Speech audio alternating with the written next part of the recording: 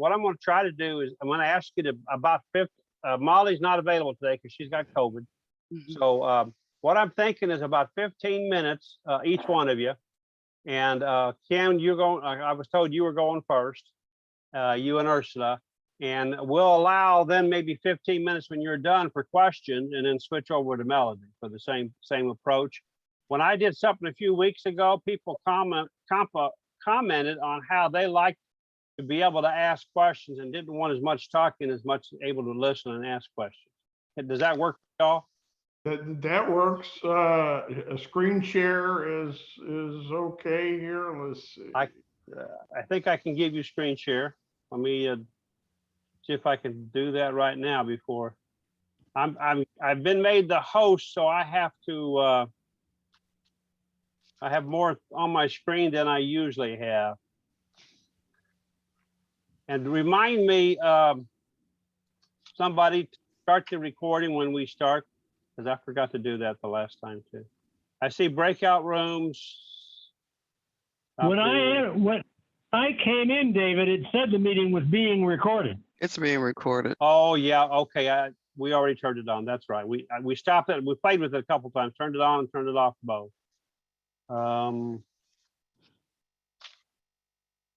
don't see the share screen.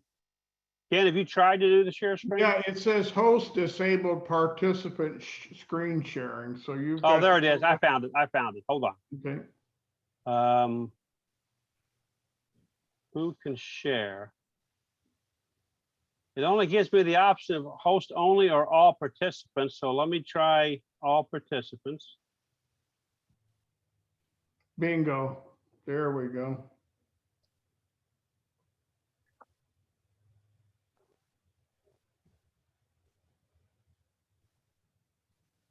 So you should be able to do something like that, Ken. Hi, Chris Rapp.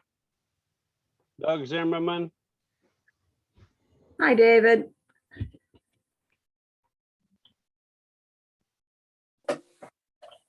Hello, David. How are you, Doug?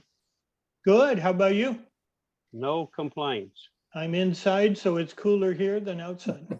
That's just what I said. I'm down in the basement. That's the coolest part of our house. I may stay down here till the sun goes down.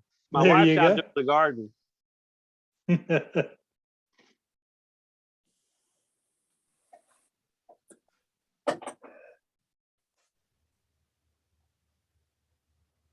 It's 3 o'clock. I would hope we'd have more people. I'm wondering if everybody's thinking the weather's so good they're out like with my wife working in the garden. It's a little warm. It's 90 degrees here right now. Yeah, a little We're warm. about For about 90. Now all I have to do is find my PowerPoint and we'll see what we can do here. Yeah, I'll introduce you in just a second, Ken. Hi, Harriet.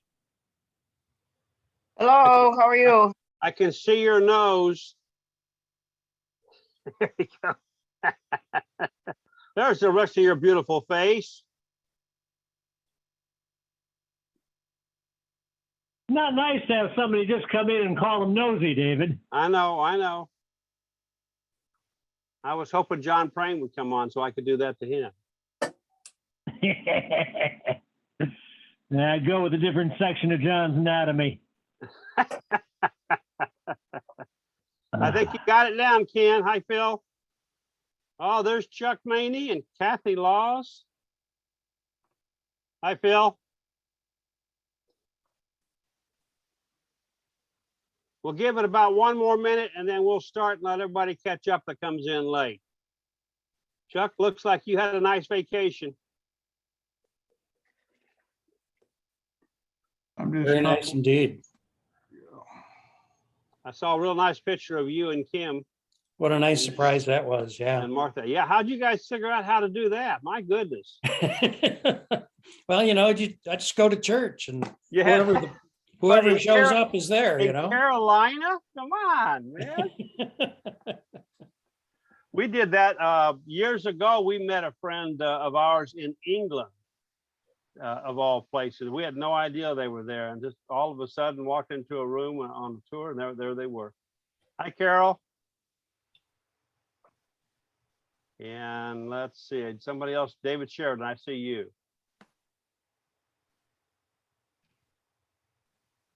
So I'm going to go ahead and get started briefly. Molly is got a case of COVID, so she is just dealing with that today. She did a good job of fighting it up to this point, and whatever happened, she ended up with that. So I volunteered to do the hosting today, and that's not true. I volunteered to do the hosting today. And we're lucky today. We've got two outstanding people to talk to us about things that they're doing in their churches.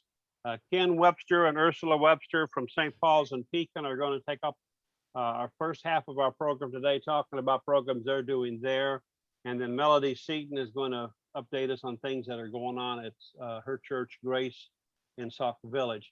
And the format we're going to try to use is about 15 minutes of them making a presentation, and then them allowing 15 minutes for you to ask any questions you have.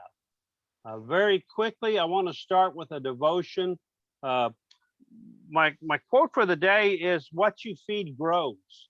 And if you read Cameron Trimble, she put that on today on her post that she put out. And just think about it. What you feed grows. And sometimes we need to remember that. But the book that I've been reading, I read this book not too long ago, and I'm rereading it again, is The Purpose Path by Nicholas Pierce, who is a Northwestern University Kellogg School of Management leader, a pastor of a local Chicago church. And he talks about the purpose path. And in that, he says, success is measured by the impact you have on individual lives, doing the right things, setting up a positive example, being the best you can be, and doing all the good you can in all ways, as you can for as long as you can. Excuse me, I said that wrong. Success is changing the world around you in ways large and small, such as even your name is not remembered, your impact will outlive you. And I hope that's all of us are working toward that. We want to live the good life. We want to be successful.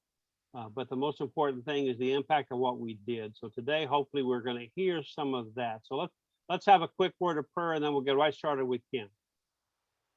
Lord, we thank you for this time together. We thank you for those on this call. And we pray that you would open up our hearts to listen to your spirit speaking to us. Be with the speakers as they present the exciting things that are going on in their churches. In your holy name we pray. Amen. All right, Ken, go ahead, bud. All right, let's see what we got here. And if you have questions as he's going, just put them in the chat and I'll help him afterwards to moderate the questions. I hope that everybody can see this. If not, raise your hand, scream at me.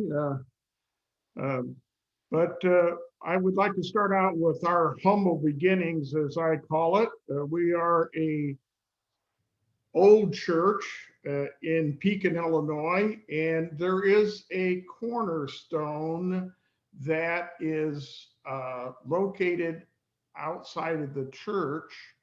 And my German is not too good, so I loosely translated it. But since I have my Frau on the call with us, she can correct maybe or say the German words, but loosely translated, it means in 1858, there was a German group of people that formed a local community. So Ursula, if you're there, if you could say those two German words, I'd really appreciate it, because I would really butcher them. Gemeinde gegründet 1858. And on the other side of the cornerstone is when the church was actually built, which was about 20 years after the local community was found. And that translation, please. Kirche erbaut 1877. So there you have it, a strong German community, and who we are. We're an older church, both faculty-wise, facility-wise, and congregational. Like I said in the first slide, we were first formed back in the 1800s. There is a strong German heritage and culture. We're a traditional E&R UCC church, farm family based. It was about 3 families that really started the church back in the 1800s. And currently we are a church in transition.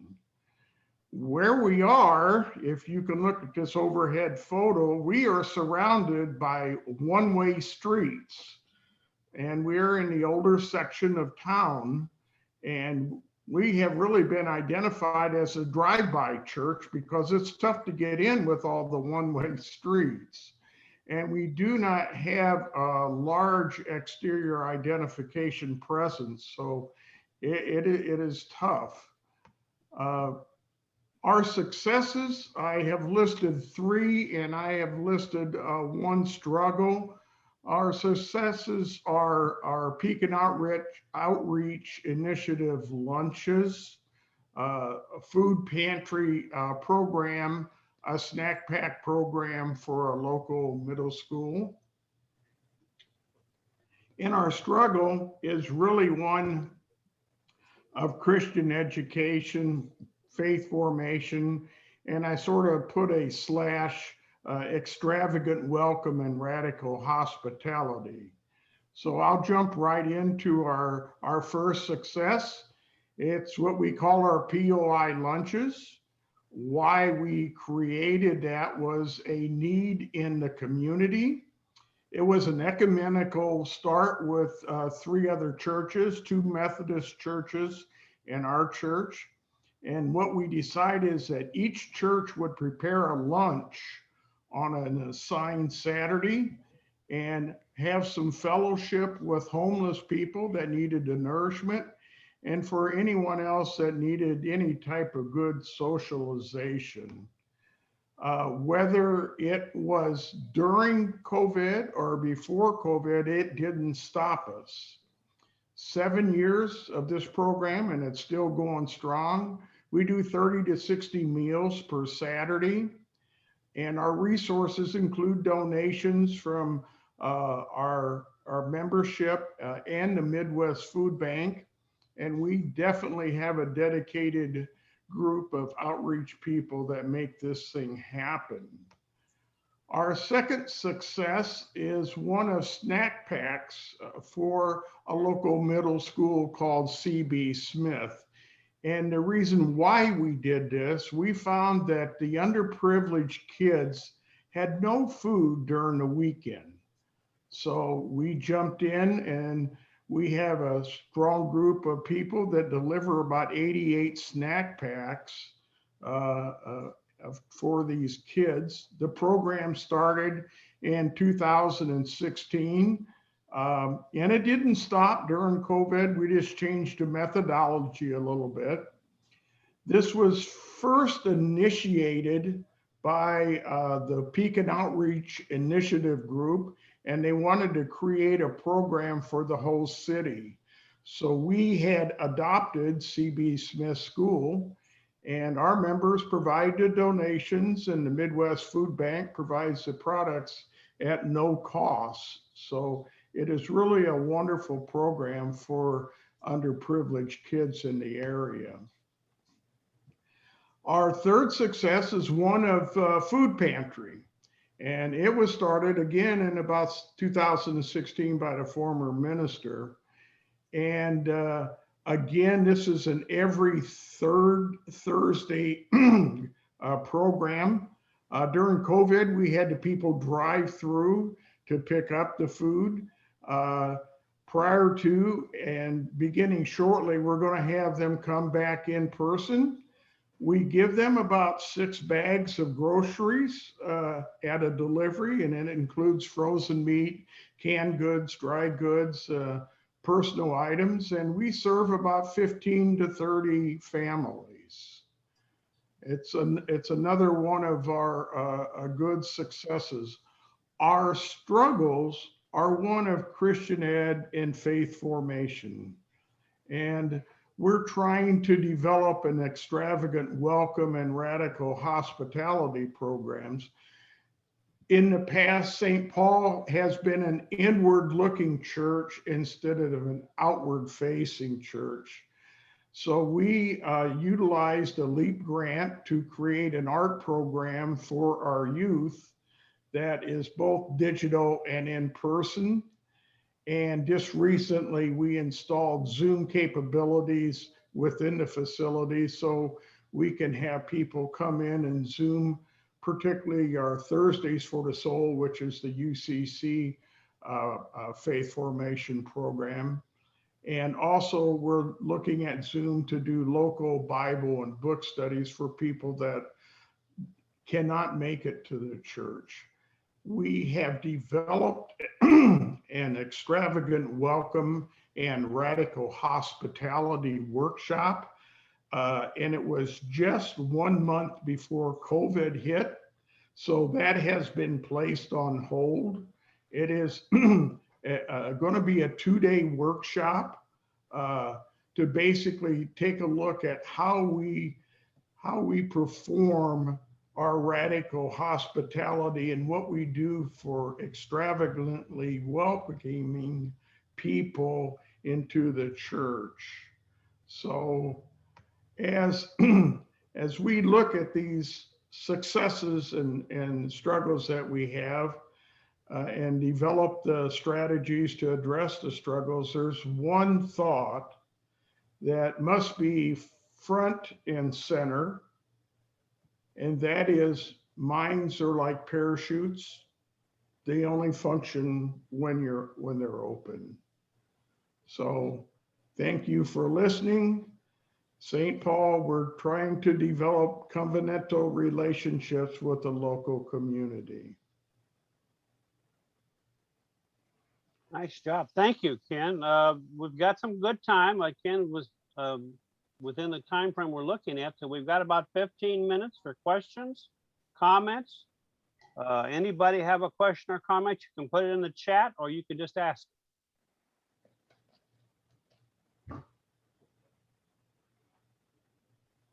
I'll start, Ken, with the POI lunch. That churches help you do that on Saturday. Do you do that one Saturday a month or 3 Saturdays? No, we do that one Saturday per month. Okay.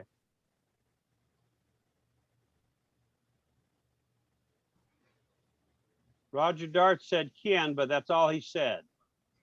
I'm working on it, David. Okay.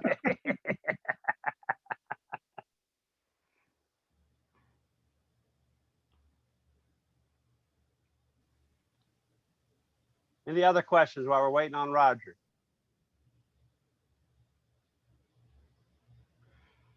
How does St. Paul take the temperature of the community? That's a real good question, Roger.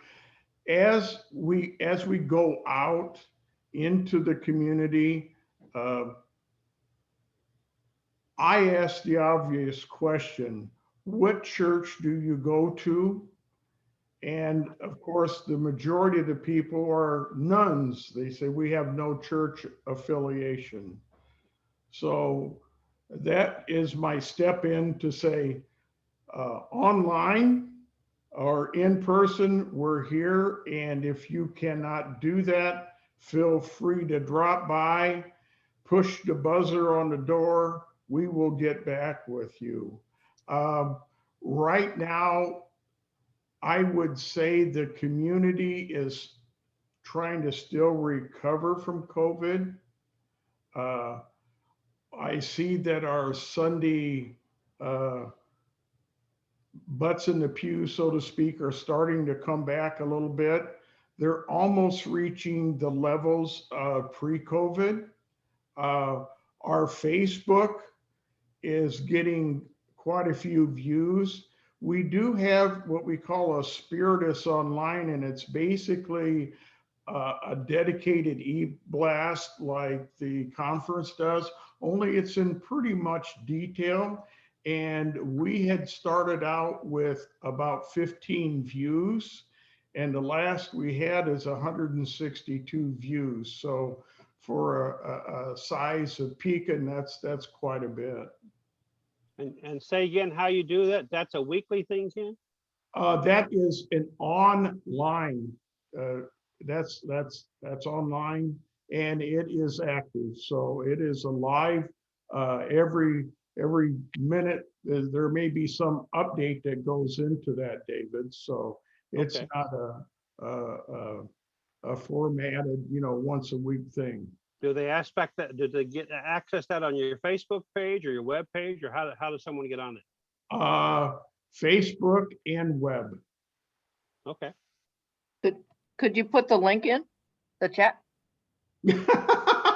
Now you're asking me how to do that. Okay. Harriet, I will get that to you. I would say I can put I'll try and put the Facebook or the website in. Yeah, It's that's St. fine. Yeah, I do St. better with Paul's, websites than Facebook anyway.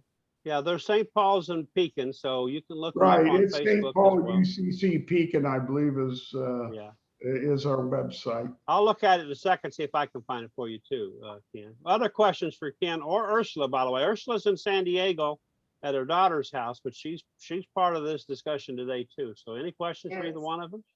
I wouldn't have missed it. David, go Can you ahead. tell us something Ken? about the leadership of your Christian education program? Right now, what our leadership consists of is one person. We have 5 people that are on this committee, but just due to medical situations, they cannot attend or really participate. And that's our problem, James, is that we are an older church. So that's what we're trying to take a look at. How can we make everything easier for people? And just recently, we upgrade our internet capability, and I had hardwired a bunch of capabilities within the facility. So now we're able to reach out to the people that physically cannot make it to church. Thank you. David Sheridan, I saw your hand. Ken, you mentioned you got a grant for some of the outward outreach that you did. Yeah, I that didn't was a catch. LEAP grant that we got, and we formed an arts program at the church, basically targeting youth because we have no youth in the church. So we do a very dedicated week-long program during the summer with arts, and we have the children to go over to a local art gallery and actually paint and perform arts. And we encourage the adults to come along with them. We have this, we'll have a display, and I can put it up later, of all of the art that they have created. So it's a way of expanding, and we know that art and religion go hand in hand. So David, it's a wonderful, wonderful program. It just got kicked off. So we're trying to figure out where the best ground is, where we can get the most mileage for the dollar, so to speak. It sounds great, but I still didn't catch who you got the grant from. David, It was LEAP is a program of the Illinois Conference, Dave. Is that it? From the Illinois Conference? Okay. Yeah, that's a program. It was put on hold the last year because of finances. We're hoping maybe by next year to be able to go back and start doing it again. But you can Yeah. actually go to I think you can still go to the Illinois Conference webpage and get information on the LEAP program. Okay. Yeah, I'm new to the conference, so thank you. You can also contact Kathy Laws or Stephanie Purdue. I'm not sure who you work with, where you Yeah. are. Kathy. Okay. In the chat, I see Roger's question is, are there other local faith communities with which you collaborate on projects that are too large for a single congregation? You were talking about 2 other congregations were helping you. Who are they? Right. We have 2 Methodist congregations that we work with on our POI luncheon. So every Saturday, there is a POI lunch. We just do it every 3rd Saturday. The 2 Methodist congregations divvy up the other 2. We did have a Presbyterian church that was with the program initially. So yes, we do a lot of ecumenical work with the Methodist churches in Pekin. For One those of of you- our, I'm sorry, one of Go ahead. our goals is to reach out and have more interaction with other faith communities. And because we have a very large campus, which I don't know whether that was, you could see that on the picture. And we have so much unused space, and we really need to find ways to reach out. And that's one of our biggest struggles, in my opinion, to leverage all our assets that are just sitting there empty. We have a 3-story educational building that used to house daycare and our youth education, and it's sitting empty. But our challenge is, as an old-fashioned German church that has always leaned inward, to just go out and reach the community and find ways to work together, to be stronger together. And that's a challenge that we are facing right now after COVID. Thank you, Ursula. Terrell points out that he is, the LEAP grant is under his portfolio. So if you have questions, Terrell Murph is on the call. He's also one of our associate conference ministers, so you can contact him. POI, by the way, is Peoria Outreach Initiative, right? No, Pekin Outreach. Pekin, excuse me, Pekin, excuse me. I knew that. I wrote it down wrong. I just memorized it wrong. Other questions? I had a comment and I have no idea whether it could work there. Our local ecumenical clergy group met yesterday, and the Catholic school has closed its educational school 2-3 years ago. And a couple of the churches are hosting refugees and supplies and things. And you know, a lot of these things, one person's passionate about it and starts it, and they discovered somebody was actually paying for a storage locker, and the church actually provides their educational wing as a storage space for supplies, not only a food pantry, but furniture. And Oh, so wow. they're collecting furniture for people who have been displaced, who need that. And I think of, like you said, you have a big campus now, and people make an appointment to come. So it's like they have a 52-week-a-year rummage sale, but they don't sell the things. And if people want to make a donation, because they can, but those things are free. And it's also nearby here, we have the Midwest Veterans Closet. So that might be an option for utilizing your space and putting some traffic into your building. That sounds like a wonderful idea, Harriet. I definitely think we need to bring that to our council's attention and look into that. And when, among the clergy group, when it was mentioned that they would take furnishings and things like that, a lot of people's eyes lighted up. You have an older congregation, they're probably some of them might be wanting to get into smaller housing units. Actually, we have one older lady that just approached us with that question because she's moving to live with her daughter up in Vermont. So actually, she's in the process of doing that. Yes, that's an excellent idea. We've done the same thing. We've been able to take furniture from people who were moving and give it to people who had needs. So that's a good one. Thank you. Other questions or comments for Ursula or for Ken? Well, Ken, Ursula, we really appreciate you. Mark, go ahead. As far as taking your space off, a former church of mine had an extra room, and basically they began collecting from people in the congregation who no longer had a need for, either through death or change of circumstances, medical equipment, and began loaning it out, became basically a medical equipment library. Wheelchairs, beds, those kind of things. That's interesting. Another great idea. That's a great idea, Mark, because Pekin is an older community. It really definitely is. Okay, that's great. And that way people can donate, when I hate to put it this way, but when your loved one dies and you no longer need the bed or the wheelchair, so many people junk them or stick them in the attic, and they just as soon donate them to a church and let them be used. Thank you, Mark. All right. At this point, then, we're going to turn this over to Reverend Melody Seaton, who also is pastor at Grace in Sauk Village. She's also a TPERC director now, and she has something to do with some farm over in the middle of Sauk Village that she's going to tell us about. Melody, tell us all about what you're doing.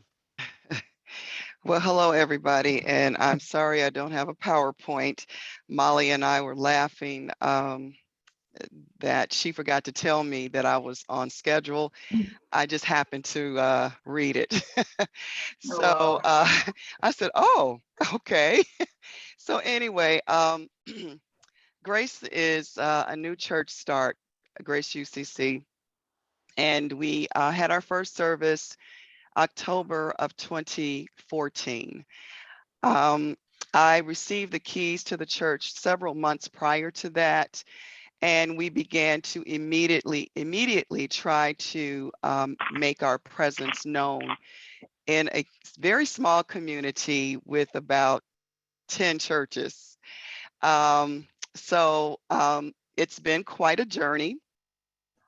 But we have done quite a few things, and David has helped us a lot with some of the things that we've done. But one of the things that we did was we started Bible study right away, even before we had our first service. Bible study is a very important part of our Christian formation, and we've made the adaptation to the pandemic, because prior to that, we were in the building having Bible study, but we were live streaming it. So therefore, we were able to interact with people like David and others who would tune into our Bible study, and they might have a comment, they might have a question. And so this is what we did. So now we're on Zoom exclusively for Bible study. We also have Sunday school. That's also very, very important to us. We just believe that the Sunday sermon is just not enough. You've got to have those other pieces to help fortify yourself so that you can have a better understanding even of what's being preached. But we also do a lot within the community and have done a lot.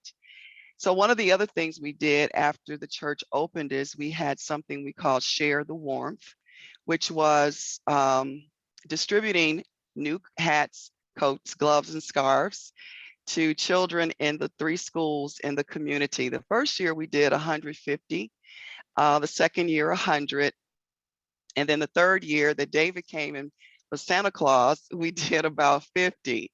Well, the first 2 years we actually took the coats and stuff to the school.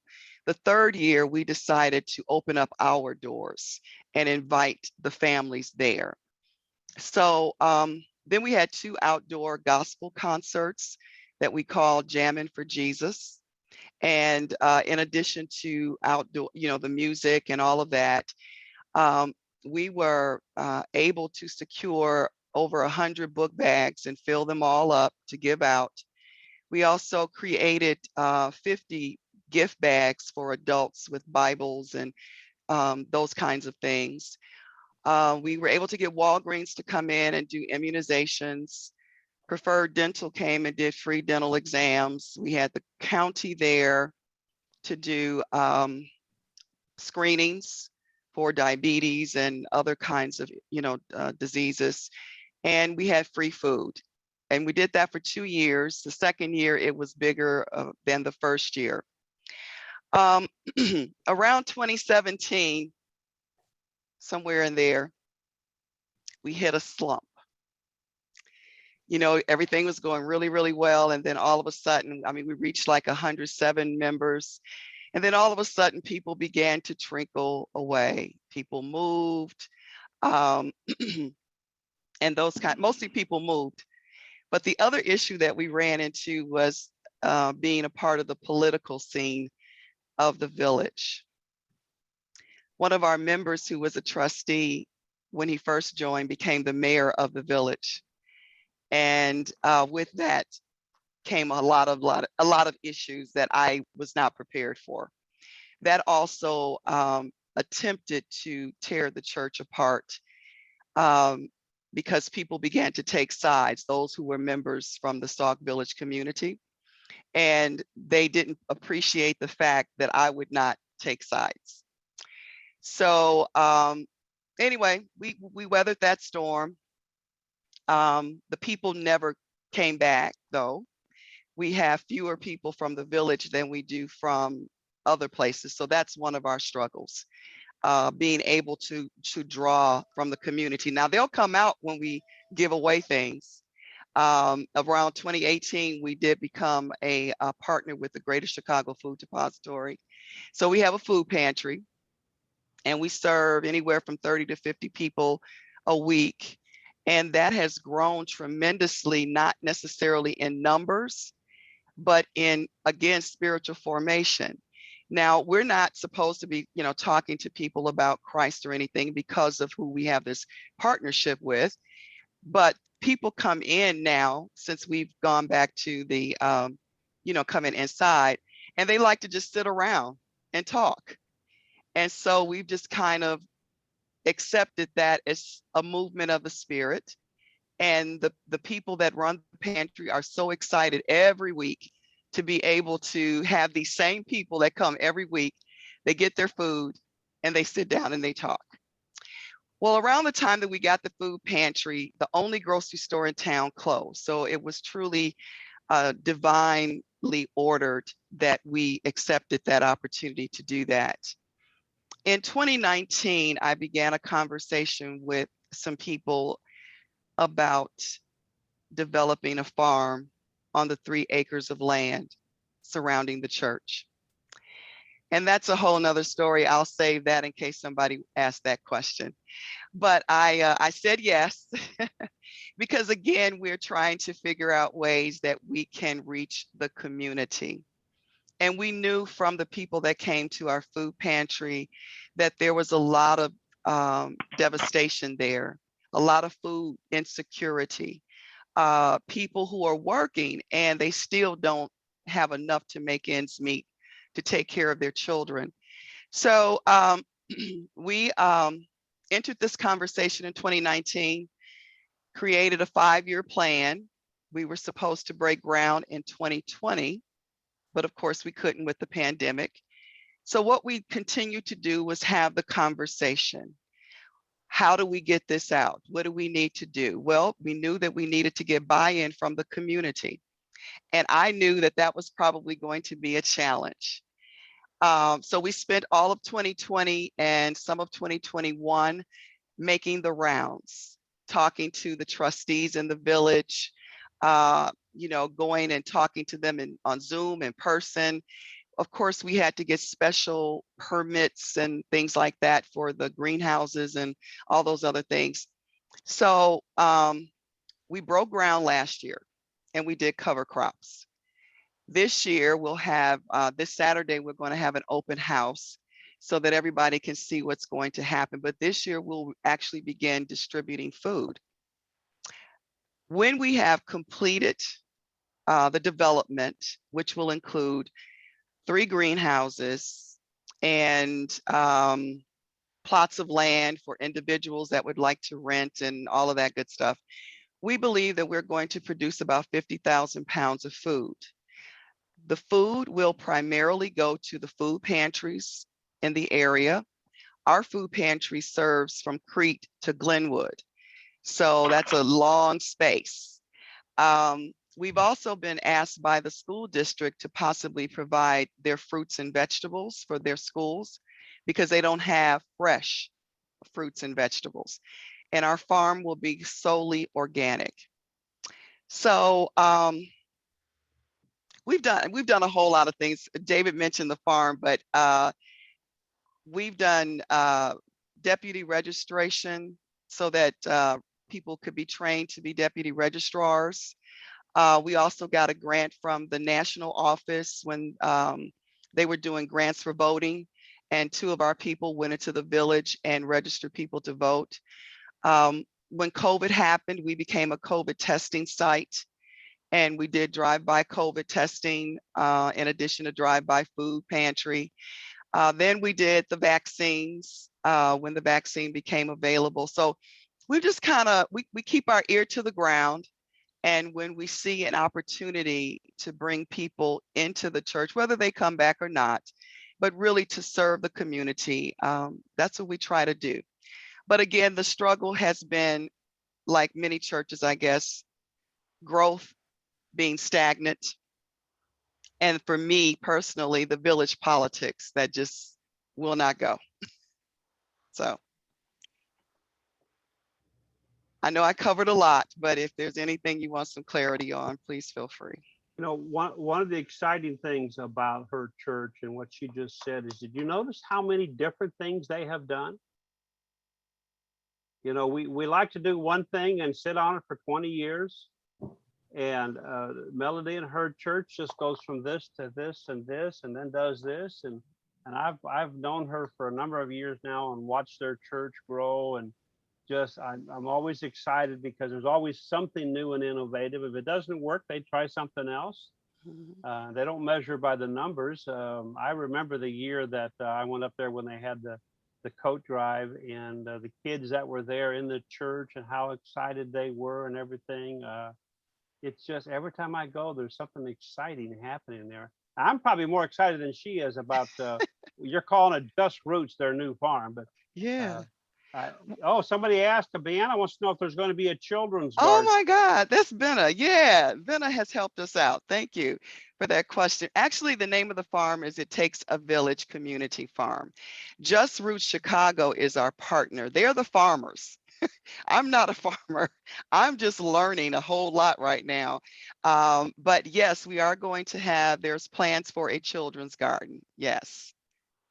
So Saturday, I went to volunteer at the Just Roots that's here with St. James Catholic Church because the write-up mentioned you all, Yeah.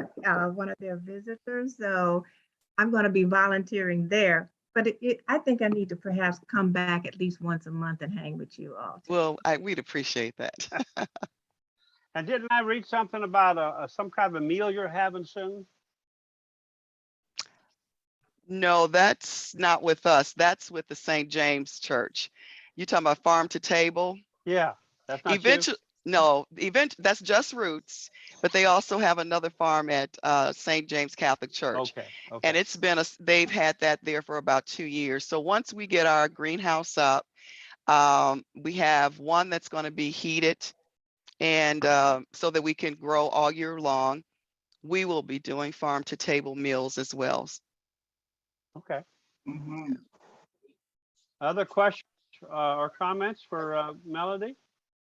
I have one question. Go ahead. Yeah, Melody, now where do you get the funding for the greenhouses and all of that you're planting? Well, for the greenhouse in particular, we were blessed by another UCC congregation with a very large donation that we were not expecting. And they basically told us to use it how we saw fit. We chose to use it to buy this first greenhouse along with other donations. So we've gotten, I mean, there's a big development. If you're able to come by Saturday from 9 to 12 for our open house, or any Saturday for that matter, between 9 to 12, you will see a lot of development going on in that land, and it costs money. Yes. Right. We have written grants. All of the organizations that deal with environmental stuff, we write grants to them. We are 501c3, so that enables us to also write grants for from the state or the government. Oftentimes, though, because we're, a religious organization, we can't do it ourselves. So Just Roots is not. So we just partner with them and we write the grants together. Yeah, Great, thank you. That's the key. You're partnering with another organization to accomplish exactly. more than one thing. Yep, Exactly. that's a good one. And Ursula, asking. I believe in asking. And when I first started the church, I was still working and had a very good relationship with a large number of vendors because I was a principal in the Chicago public school system.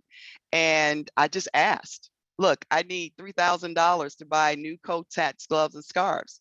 And one vendor FedExed a check, just like that. People are waiting to be asked to do kind things. Absolutely. Fantastic. Other questions, comments?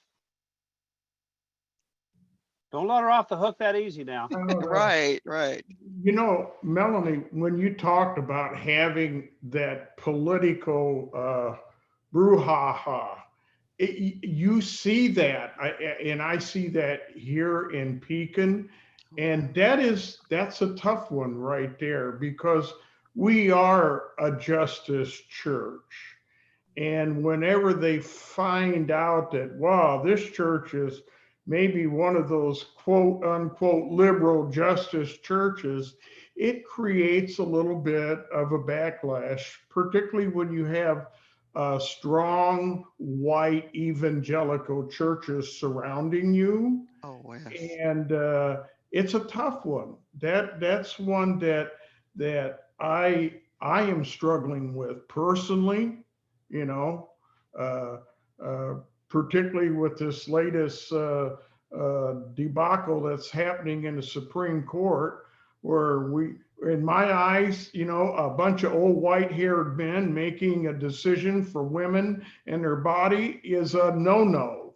Okay, but how do we, from a spiritual standpoint, address that and not have a bunch of pushback from people that are in the pews or people that want to come into the church? That's a tough issue.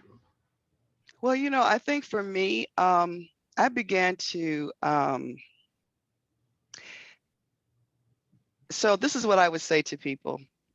You're asking a pastor to take your side versus somebody else's side. I mean, really? I mean, that's what I would just give it back to them. And that's pretty much all I would say. I just believe in preaching the gospel. If you preach the word of God, it speaks for everything. It really does. And for me, Jesus said there are two commandments: love God and your neighbor as yourself. Now, anything else outside of that, I don't know what you're talking about. And at first it bothered me that people wanted to leave because they weren't angry with me. See, the difference is they weren't angry with me. They were angry with the mayor who was in my congregation. And I guess, you know, some people wanted me to put him out and all that kind of stuff. I had to explain to people, we don't put people out of church. I don't do that, right? I'm just going to keep preaching. But I began to realize that it was better for us if those kind of people were not in the church anyway. You know, I mean, we would want everybody to be there, but if all you're going to do is keep up confusion, there's other places you can go for that, you know. So yeah, I think I hear what you're saying. That's not necessarily my issue. My issue is initially when I came, it was the whole female thing. I was the only female pastor in the village. It's being African American. So I'm female and I'm African American. And the village that I'm in, they have a lot of racial stuff that goes on, in addition to everybody fighting one another. So it was that kind of thing. Black people wanting to tell me who I should talk to, white people trying to tell me about the Black people. It was just crazy. I had never seen anything like that in my life, other than when I was younger. So, yeah. And Sauk Village is not particularly a wealthy community. It's a very poor community, one of the poorest in the south suburbs. Mhm. Other questions or comments? Well, Melody, thank you for being here and doing all the wonderful things you're doing. I always look forward to listening to you. I've participated in her Bible study off and on for years. I don't do Zoom very well on Thursday nights because I forget, but they still do Facebook. So sometimes I'll just watch them on Facebook because Jim Reed will post it as you're doing it. So it's always fun. But what about other programs? While we have a couple of minutes, what programs are you doing right now that you would like to share with us that might be of interest to other people? Anybody? What would you like to see done? What would you like to have information on? What are you looking at doing?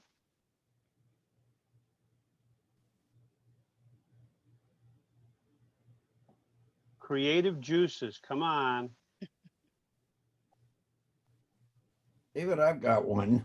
Go ahead, Roger. That relates quite closely to what Melody is doing with the farming. The church that we served in Deerfield began gardening with the goal of providing fresh vegetables and produce to our local food pantry, which had none. But then because the church dissolved, we had to find a new way to implement the same thing. So we went to the local council of clergy and proposed that we create a program where working with the farmers market had been successful for us. The vendors who come to our market generally are the last one for the week. And they will end up with food that is not sold, but it's going to be wasted if somebody doesn't get it. So we started a ministry of going to the vendors and taking from them anything that they did not want to try and hold on to.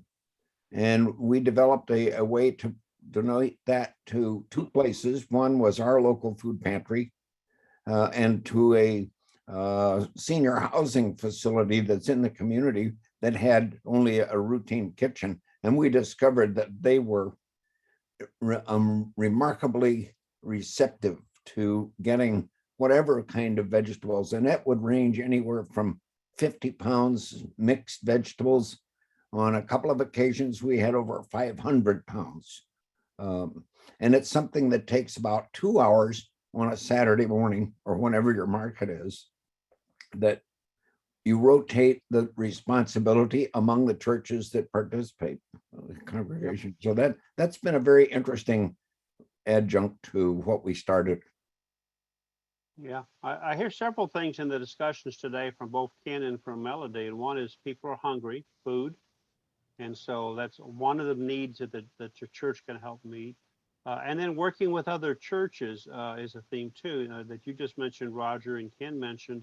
In our community in Monee, we do the same thing. We have a bunch of old people too. So we don't have enough people besides my wife that want to garden, but we provide the area out because we have excess land on our cemetery. And the area churches have banded together and they're actually doing a community farm on the property. And so we grow food during the summer. They grow the food on our property and give it away to the local food banks where the food can be passed out. So that's another possibility that can be done. We also use our church facilities for Meals on Wheels. Again, we don't administer the program, somebody else does, but we have the biggest kitchen in town. Nobody serves as many people as we can. So those are other thoughts that you can have. What are some of the other thoughts? So David, for the past 3, maybe 4 years, since I work for the school system, one of the clinicians connected me to a senior citizens building here in Chicago near 35th Street. And there's one of the members has been in charge of it. And all that time, on Wednesdays, time varies between 1 and 3, there are boxes upon boxes upon boxes of meat that's distributed. And so it seems to come from Mariano's and Jewel, and it runs a gamut. So for those time periods, I would pay a certain amount of money, take the meat, and then contact members of the congregation and take it to them, the different meats. They shut down a period during COVID. They opened back up, but what's cute is I can never find out the arrangements of how that's done. Yeah. I can just call people, tell them to come, take it to them. I will take off on Wednesday so I can do that. But I would love to find out. The lady who runs it had to be hospitalized. While we were on, I just got a call going, it's open back up. So if anybody's in the Chicagoland area and they want meat, they can send me, drop me a text, and if it's available that week, I will collect it and bring it to them. And sometimes, and it's just a catch as catch can, but it has been salmon and crab legs and ground lamb. And one time I took a picture and sent it to Murph, and he was like, "What?" I went, and if they don't give it, if they can't give it all away, they throw it out. Yep. It hurts my heart to think of food that can be thrown out. They used to do vegetables, all kinds of vegetables, but now it's mainly meat, cases of meat, sometimes a canned good. But if you live within a 25-mile radius of 35th Street, hit me up and I can collect some of it and bring it to you. I just hate to see stuff wasted. Thank you, Brenda. That is wonderful. You're making me hungry though. Please don't talk about some of that.